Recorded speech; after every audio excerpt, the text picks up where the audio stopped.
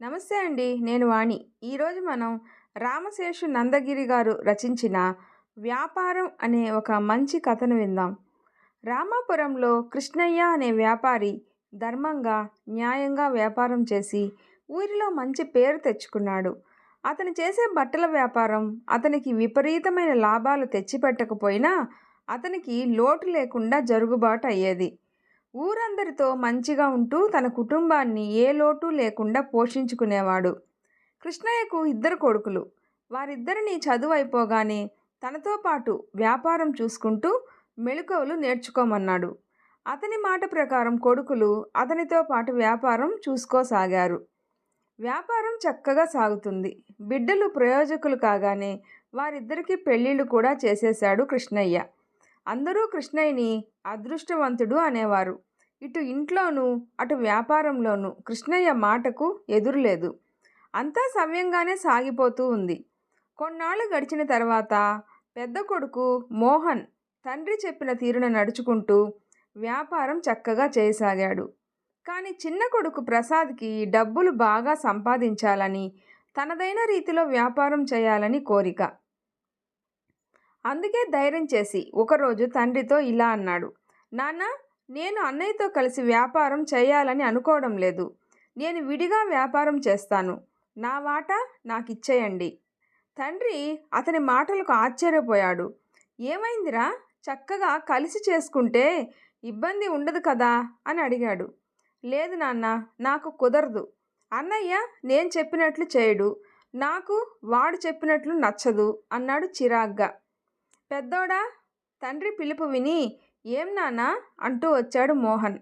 వీడేదో అంటున్నాడు, వేరే వ్యాపారం పెడతాడంట, నీతో కలిసి చేయడంట. నీవేమంటావురా? కృష్ణయ్య మోహన్ని అడిగాడు. నాదేముంది నాన్న, మీరెలా అంటే అలాగే అన్నాడు మోహన్. ఏరా, మరి వాడికేం పర్వాలేదు అంటుంటే నీకేమైంది? వ్యాపారం ఒకటేనా, అన్నీ పనిచేయాలనా అడిగాడు కృష్ణయ్య. నేనేం వేరుపోతాననలేదు. వాడెలాగో ఇక్కడ చేస్తున్నాడు, నేను పట్నంలో చేస్తే బాగుంటుంది కదా, అక్కడ లాభాలు బాగుంటాయని అనుకున్నా. కాదంటే మీ ఇష్టం. ఒక పనికి ఇద్దరు అవసరమా అని నసిగాడు ప్రసాద్. కొడుకు మాటల్లో కొంత నిజం ఉంది అనిపించింది కృష్ణయ్యకు. సరే చెప్పావుగా, ఆలోచిద్దాం అని ఊరుకున్నాడు కృష్ణయ్య. వారం గడిచిన తండ్రి ఏం మాట్లాడకపోవడం ప్రసాద్ని కలవరపెట్టింది. మరొక వైపు భార్య నస. ఈ ఆలోచన రావడానికి కారణం భార్య పద్మ. వాళ్ళ అన్నయ్య పట్నంలో వ్యాపారం చేస్తుంటాడు. పట్నంలో సరదాగా తన వాళ్లతో ఉండొచ్చని, వేరు కాపురం పెట్టొచ్చని ఆశపడింది. కానీ భర్త కలిసే ఉంటాము అని చెప్పడం విని గదిలోకి రాగానే నిలదీసింది. ఒకేసారి వేరు కాపురం అంటే నాన్న ఒప్పుకోడని, తర్వాత మెల్లగా కాపురం కూడా పట్నంలో పెట్టొచ్చు అని నచ్చచెప్పాడు.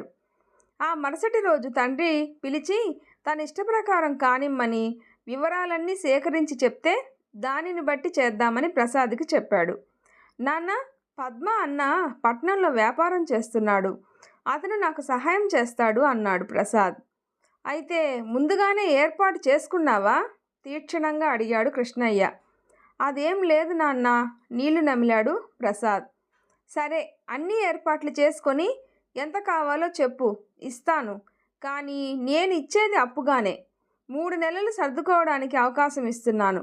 తర్వాత నుండి ప్రతి నెల అసలు వడ్డీ కడుతూ ఉండాలి అన్న తండ్రి మాటలు విని, అదేంటి నాన్న, నా వాటా డబ్బు కాదా నాకు ఇచ్చేది, అప్పుగా ఇస్తావా ఆశ్చర్యంగా అడిగాడు ప్రసాద్.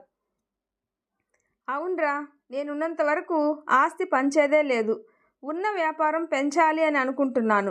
కలిసి ఉంటే అందరం కలిసి కష్టపడి వ్యాపారం పెంచుకుందాం. కాదంటే కొంత డబ్బు అప్పుగా ఇస్తాను. వ్యాపారం పెట్టుకో. నీ వాటా నేను ఇచ్చినప్పుడే ఇస్తాను, ఇప్పుడేం లేదు ప్రశాంతంగా చెప్పాడు కృష్ణయ్య. ప్రసాద్కి నోట మాట రాలేదు. ఇదేంటి నాన్న ఇలా మాట్లాడుతున్నాడు? ఈ సలహా ఎవరిచ్చారు? అన్నిచ్చాడా? ఆలోచన సాగడం లేదు. ఏం చేయాలో పాలుపోవడం లేదు. అమ్మను అడుగుదామంటే లాభం లేదు. నాన్న వ్యాపారానికి సంబంధించిన సలహాలు అమ్మ చెప్తే వినడు. భార్యకి ఏం చెప్పాలి? ఈ విషయం తెలిస్తే అత్తవారింట నవ్వులు పాలవుతాడు. తనకి నాన్న మాట వినపక తప్పదు. ఇలా ఆలోచిస్తూ ఉండగా నాన్న మాటలు గట్టిగా వినపడ్డాయి. చూడు, నాకు తెలుసు ఏం చేయాలో. నీ సలహా అడగలేదు. నీకైనా ఇష్టమైతే ఉండు. వాడిలాగా వేరుగా చేసుకుంటానంటే వాడిలాగే నీకు ఇస్తాను. వ్యాపారం చేసుకో. అనవసరమైన సలహాలు ఇవ్వకు. లేదు నాన్న, నేను నీతోనే ఉంటాను. తమ్ముడికి అప్పు ఏమిటి అని నా అభిప్రాయం. ఇంకేం కాదు. సరే, నీ ఇష్టం. మోహన్ మాట నిరాశగా ధ్వనించింది. విషయం అర్థమైంది. ఇది పూర్తిగా నాన్న అభిప్రాయం. ఆయన ఆయన ఒకళ్ళు చెప్తే వినే రకం కాదు. పాపం అన్న. వాడి జీవితాంతం నాన్న వెనక ఉండాల్సిందే. వాడు ధైర్యం చేయలేడు అనుకుంటూ తన ఏర్పాట్లు తాను చేసుకోసాగాడు. కొన్ని రోజుల తర్వాత బావమరిది సహాయంతో అతనిలాగే పట్నంలో కిరాణా దుకాణం పెట్టుకున్నాడు. తండ్రి అప్పుడు కూడా అనుభవం లేని పని అని వెనక్కి లాగాడు. కానీ ప్రసాద్ వినలేదు. బావమరిది భరోసాతో చేయగలనని ధీమాగా చెప్పాడు. మొదట్లో వ్యాపారం చక్కగా సాగింది. రోజు ఇంటికి రావడం కుదరదని బావమరిది ఇంట్లో ఉండిపోయేవాడు. కొన్నాళ్ల తర్వాత తనకి ఇబ్బందిగా ఉంది అని భార్యను కూడా తీసుకెళ్ళి పట్నంలోనే కాపురం పెట్టాడు. తండ్రి ఏమీ అనలేదు. తల్లి అనబోతే మాట్లాడనివ్వలేదు. అలా పద్మ ప్రసాదుల పట్నం కాపురం మొదలైంది. మొదట్లో సరదాగా ఉన్నా రాను రాను ప్రసాద్ దుకాణంలోనే ఎక్కువసేపు ఉండిపోవడంతో పద్మకి తోచేదే కాదు. అన్న ఇంటికి మొదట్లో బాగానే తిరిగేది. కానీ వదిన కూడా అన్నతో పాటు దుకాణానికి వెళ్ళిపోవడం మొదలుపెట్టింది. ఇంకా తను ఎక్కడికి వెళ్తుంది? వదినతో ఆ మాటే అంటే తనని కూడా దుకాణానికి వెళ్ళమని సలహా ఇచ్చింది. పద్మ 1-2 సార్లు వెళ్ళింది. కానీ తనకి నచ్చలేదు. ప్రసాద్కి దుకాణంలో కూడా అరువులు అడిగేవాళ్ళు ఎక్కువయ్యారు. అదే విషయం బావమర్దికి చెప్పాడు. బావా, మనలాంటి వాళ్ళ దగ్గరకు వచ్చేదే అరువు కోసం. డబ్బులుంటే మనం ఎందుకు మోర్ లాంటి పెద్ద షాపులకు వెళ్తారు. నువ్వు ఇవ్వు, పర్వాలేదు. కానీ ఇచ్చేవాళ్ళ కాదా అన్నది చూసుకోవాలి. ఉద్యోగాలు చేసే వాళ్ళకి ఇవ్వచ్చు, ఇబ్బంది లేదు. ప్రతి నెల జీతాలలో కట్టేస్తుంటారు అని కొంత భరోసా ఇచ్చాడు. బావమరిది ఇచ్చిన భరోసాతో మెల్లగా అరువులు ఇవ్వడం మొదలుపెట్టాడు ప్రసాద్. ఇప్పటికీ 4 నెలలైంది దుకాణం పెట్టి. సాఫీగా సాగుతుంది.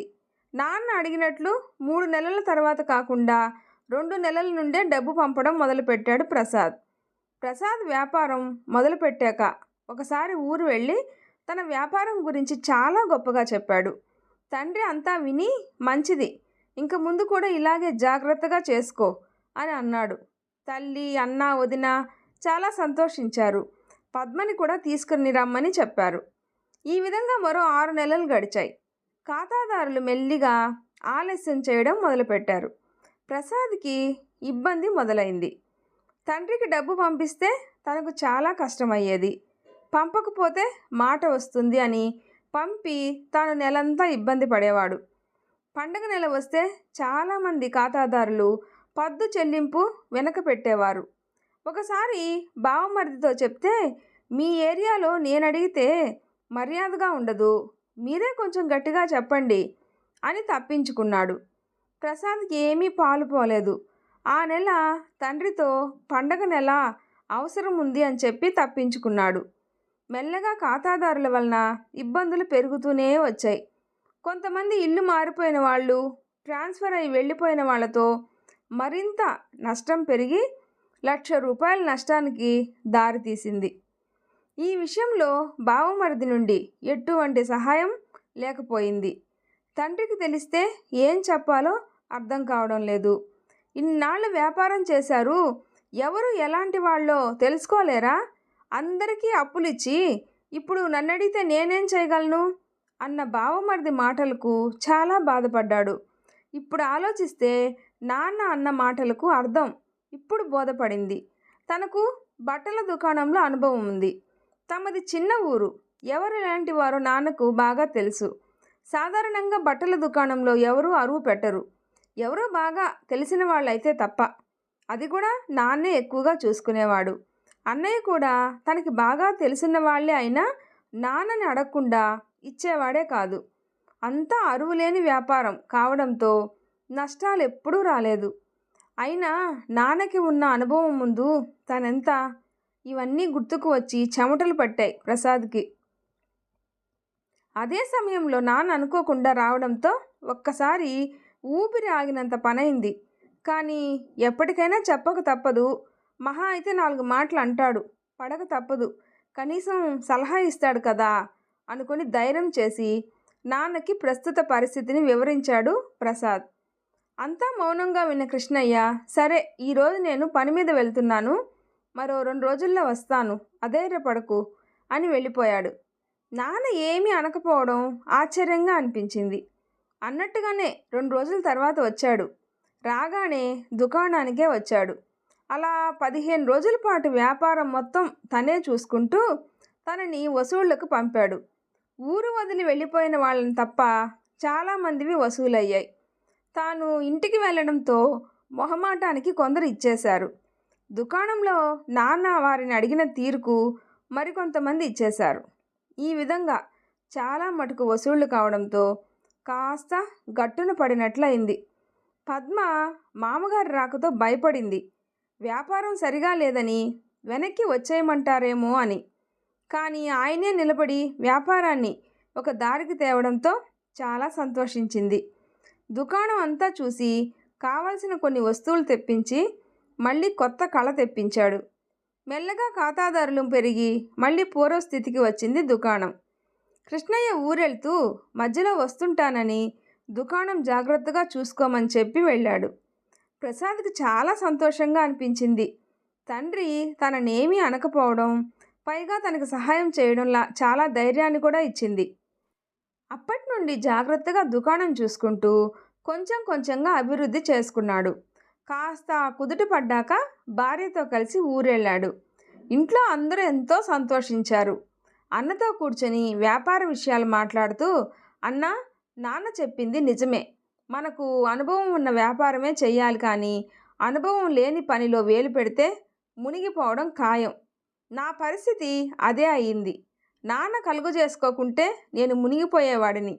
అంతేకాకుండా కొంత డబ్బు మదుపు కూడా పెట్టి నాన్న నన్ను కాపాడాడు అన్నాడు ప్రసాద్. చిన్నా, అది నీ డబ్బేరా. నువ్వు మొదట్లో పంపిన డబ్బును జాగ్రత్త చేసి అదే నీ వ్యాపారంలో పెట్టుబడిగా పెట్టారు. నిన్ను ప్రతి నెలా డబ్బు కట్టమన్నందుకు తిట్టుకొని ఉంటావు, కానీ నీ అవసరాల కోసమే. నువ్వు దాచలేవని నాన్న నీ దగ్గర తీసుకొని దాచారు. అది నీకోసమే చెప్పడం ముగించాడు మోహన్. అంతలో అక్కడికి వచ్చిన తండ్రిని చూసి, నన్ను క్షమించండి నాన్న అన్నాడు ప్రసాద్. అరే, ఇప్పుడు ఏమైంది? మనకి పట్నంలో కూడా ఇప్పుడు దుకాణం ఉంది. ఒక విధంగా నువ్వు చేసింది మంచి పనే. కాస్త జాగ్రత్త తీసుకుంటే సరిపోను. అయినా ఇప్పుడేం ఇబ్బంది లేదు. ఏ సహాయం కావాలన్నా నేను అన్నా ఉన్నాం. ధైర్యంగా వ్యాపారం చేసుకో అన్న తండ్రి మాటలకి ప్రసాద్, పద్మ కూడా ఎంతో ఆనందించారు. మొత్తం ఇల్లు ఆనందంతో కళకళలాడింది. అందువల్ల మనం పెద్దవాళ్లకు ఉన్న అనుభవం నుండి మంచి విషయాలు నేర్చుకోవాలి. వీడియో నచ్చితే ప్లీజ్ లైక్ చేసి షేర్ చేయండి. స్టోరీ ఎలా ఉందో తప్పకుండా కామెంట్ చేయండి. Thanks for watching.